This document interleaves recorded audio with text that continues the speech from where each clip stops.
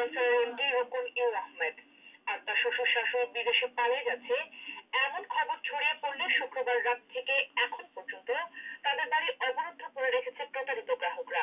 এই ঘটনায় ধানমন্ডি থানায় দুটি মামলা হলে পুলিশ তাদের জিজ্ঞাসাবাদ করেছে। মিরাজ মিজু ও জাহিদুল ইসলামের সহায়তায় শাহরুখ ইসলামের রিপোর্ট।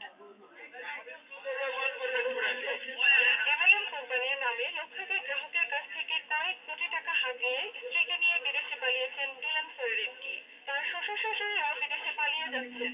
এ খবর ছড়িয়ে পড়লে গ্রাহকেরা তাদের মিরপুরের দক্ষিণ পাইকপাড়ার বাসাটি শুক্রবার রাতভর অবরুদ্ধ করে রাখে।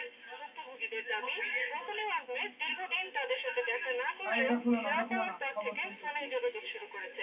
তার শ্বশুর শাশুড়ি এখানে আছে, এখানে আসার পরপরই এমডিকার বিদেশ থেকে ফোন দিচ্ছে আমাদের। ফোন দিয়ে সে আমাদেরকে আরো বলতেছে, তোমরা পোলাপানি এখান থেকে চলে যাও, তোমাদের প্রবলেম হবে। অনেককে থ্রেটও করতেছে, তোমাদের দুনিয়া থেকে সরাই দেওয়া হবে। এখন যদি আমি রাস্তায় যাই, আমার ইউজারেরা আমাকে টুকরা টুকরা করে দিবে। সত্য কথা, একদম বাস্তব। আমি একদম মানে পাগলার মতো ঢাকাতে 4 দিন থেকে ঘুরছি। ফোনে তিনি গ্রাহকদের জানান, রোববার সকালে দেশে ফিরে গ্রাহকদের টাকা পরিশোধ করবেন।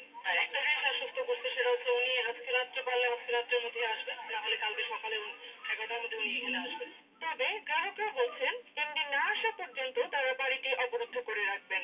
এদিকে শাশুড়ি সেলিনা জামান মেয়ে জামাইয়ের সাথে কোনো যোগাযোগ নেই বলে প্রথমে দাবি করলেও তা পরে স্বীকার করেন।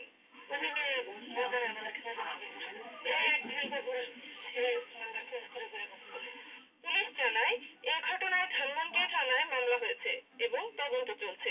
এরই মধ্যে তদন্ত দল তার শ্বশুর শাশুড়িকে জিজ্ঞাসাবাদ করেছে। পুলিশের অভিযোগের প্রেক্ষিতে আমরা একজন আসামিকে অলরেডি অ্যারেস্ট করে আদালতে সোপর্দ করেছি।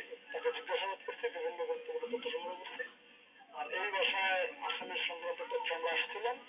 আসার এক পর্যায়ে দেখলাম যে তার এখানে শ্বশুর এবং শাশুড়িকে এই যারা দীর্ঘদিন থেকে ভুক্তভোগী টাকা পয়সা দিয়ে তারাই এখানে সম্মান বের করছে, বের করে তাদেরকে রাখছে যে এখানে থাক, ওই রোকন সাহেব এসে যাতে তাদের টাকা পয়সাটা দিয়ে দেয়। পুলিশের চোখ এড়িয়ে রুকুন আহমেদের শ্বশুর শাশুড়িও বিদেশে পালিয়ে গেলে আর কোনোভাবেই তাদের টাকা উদ্ধার করা সম্ভব হবে না বলে আশঙ্কা করছেন সব হারানো এসব গ্রাহকরা।